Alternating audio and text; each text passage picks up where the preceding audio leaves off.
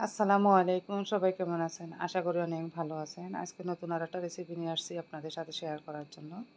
আজকে তৈরি করে দেখাবো পাবদা মাছের কোপ্তা। পাবদা মাছের কোপ্তা বানানোর জন্য আমি এখানে নিয়ে নিয়েছি ৩টে পাবদা মাছ।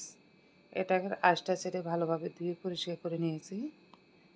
এখন একটা পাটার মধ্যে দিয়ে আমি পুঁতা দিয়ে আস্তে আস্তে এটাকে ছেঁচে মাছের ভিতরের অংশটাকে বের করে নেব। তো এটাকে সময় নিয়ে বের করে নিতে হবে। তো এইভাবে সবগুলো মাছের ভিতর থেকে আমি বের করে নিয়ে নিয়েছি অংশগুলো। এখন যে মাছের যে কাঁটাগুলো ছিল বড় বড়, সেই কাঁটাগুলোকে আমি বেছে ফেলে দেব। আর এটা আমি চাকু দিয়ে বের করে নিচ্ছি। এটা ভিতরে প্রচুর পরিমাণে কাঁটা। হাত দিয়ে বের করতে গেলে মাছের কাঁটাগুলো হাতের আঙ্গুলে লাগতেছিল, খুব ব্যথা লাগে। তো এগুলো ছোট ছোট খুবই কাঁটা এই মাছটার ভিতরে, কাটার জন্য এই মাছটা খাওয়া যায় না। তো এইভাবে মাছের কোপ্তা বানানোর জন্য মাছটাকে এইভাবে ছেঁচে বের করে নিতে হয়। আর দেখতে পাচ্ছেন মাছের ভিতরে কী পরিমাণে কাঁটা, সেই কাঁটাগুলোকে এইভাবে চাকু দিয়ে বের করে নেবেন। বড় বড় কাঁটাগুলো ফেলে দেওয়ার পরে পাটায় আমি মাছটাকে বেটে নিব। বেটে নেওয়ার পরে যে মাছের ছোট যে কাঁটা ছিল সেই কাঁটাগুলোকে আমি বেছে ফেলে দিছি।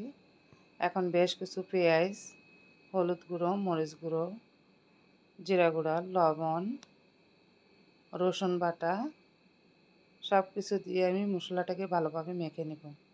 আমি আজকে ধনিয়া পাতা ছিল না তাই দিতে পারিনি, আপনারা চাইলে ধনিয়া পাতাও দিতে পারেন। আর যদি শুকনা মরিচ না খান কাঁচামরিচও বেটে দিতে পারেন। আমি কাঁচামরিচ বাটার ঝামেলা চাই নাই, বাইরে যে গরম রান্নাঘরে টিকতে পারতেছি না। তো এইভাবে খুব সহজে মশলাগুলোর সাথে মাছটাকে আমি মিক্সড করে নিয়ে নিয়েছি। এখন যে মাছটা ছিল সেই মাছের ভিতরে দিয়ে নেব। আর আপনারা যদি চান মাছের ভিতরে এভাবে না ভাজি করে খেতে, তাহলে আপনারা টিকার মতন করে এক্সট্রা ভাজি করে নিতে পারেন। তো এইভাবে আমি সবগুলো মাছের ভিতরে দিয়ে মাছটাকে নিয়ে নিব। আর চাইলে এইভাবে ডিপ ফ্রিজে সংরক্ষণ করতে পারেন, যখন খুশি তখন ডিপ ফ্রিজ থেকে নামিয়ে ভেজে খেতে পারেন।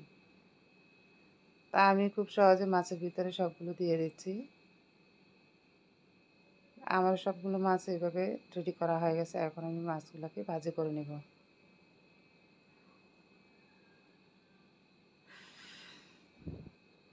দেখতে পাচ্ছেন খুব সুন্দর করে ৩টা মাছে আমি রেডি করে নিয়েছি। এখন একটা ফ্রাই কড়াইতে আমি মাছগুলোকে ভাজি করে নেব।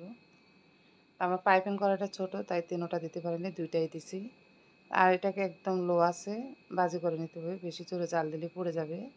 উপরে পুড়ে যাবে, ভিতরে মাছের মশলাটা কাঁচা থাকবে, খেতেও ভালো লাগবে না, মশলা মশলা গন্ধ করবে। তো এটা খুব সময় নিয়ে এটাকে ভালোভাবে ভাজি করে নিয়েছি আমি এখন।